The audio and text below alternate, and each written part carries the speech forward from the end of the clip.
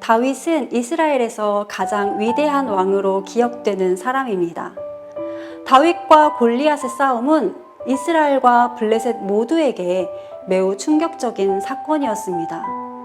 골리앗은 보통 사람들보다 덩치가 몇 배나 컸고 머리부터 발끝까지 완전 무장한 장수로 블레셋을 지키는 무적의 수문장이었습니다. 그에 반해 다윗은 전쟁 경험 한 번 없는 무기라곤 주머니에 있는 물맷돌이 전부인 어린 소년일 뿐이었죠. 골리앗의 입장에서는 싸워서 져도 창피하고 이겨도 창피한 애매모호한 상대였습니다. 그러나 이 어린 소년 다윗에게는 골리앗의 눈에는 보이지 않는 아주 강력한 무기가 있었습니다. 바로 여호와 하나님의 이름이었죠. 어릴 때부터 하나님의 이름을 존귀하게 여겼던 다윗은 사울의 뒤를 이어 이스라엘의 왕이 되었고, 하나님께서는 다윗의 집에 대한 영원한 왕위를 약속하셨습니다. 그런데 다윗이 쉽게 이스라엘의 왕이 된 것은 아니었습니다. 아주 긴 시간 사울을 피해 도망 다녀야만 했지요. 다윗은 잘못이 없었지만 사울의 질투와 위기의식 때문에 도망자가 되어야 했습니다. 그러던 중 사울을 죽일 수 있는 기회가 몇 번 있었습니다.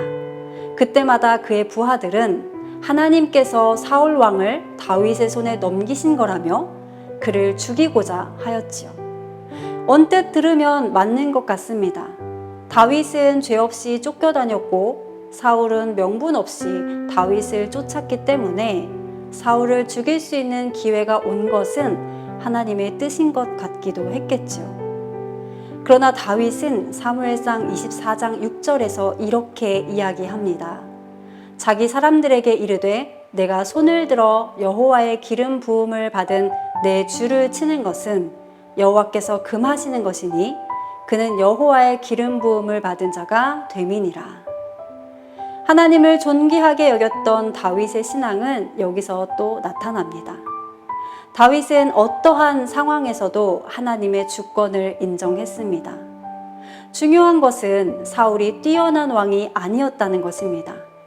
뛰어난 왕도 아니었고 하나님의 말씀에 순종한 왕도 아니었고 오히려 죄 없는 다윗을 죽이려고 혈안이 되어 있는 왕이었지만 다윗은 사울을 보지 않았습니다. 다윗은 하나님만 보았습니다. 사울은 분명 자신에게 위협적인 존재였지만 그보다 앞서 사울은 하나님께서 기름 부어 세우신 이스라엘의 왕이었습니다. 그가 어떠한 사람이든 하나님께서 세우셨다는 것, 하나님의 주권을 인정하는 것이 다윗에게는 더 중요했습니다. 때로는 되어지는 모든 상황이 하나님의 뜻인 것처럼 보이지만 그렇지 않을 때가 있습니다. 하고자 하는 일들이 번번이 막힌다고 이건 하나님의 뜻이 아닌가 봐, 또는 계획한 일들이 순조롭게 진행될 때 역시 하나님의 뜻인가 봐 라고 속단하면 안 된다는 것입니다. 다윗의 부하들에게는 사울을 죽이는 것이 하나님의 뜻인 것처럼 보였지만 다윗의 눈에는 그렇지 않았습니다. 하나님의 주권을 인정했기 때문이지요. 우리의 주인은 하나님이십니다. 인생의 첫 단추는 이것을 인정하는 것부터입니다. 인생의 주인, 온 천지 만물의 주인, 시간의 주인, 물질의 주인, 자식과 남편, 아내의 주인은 나도 아니고 다른 어느 누군가도 아닌 바로 하나님이십니다.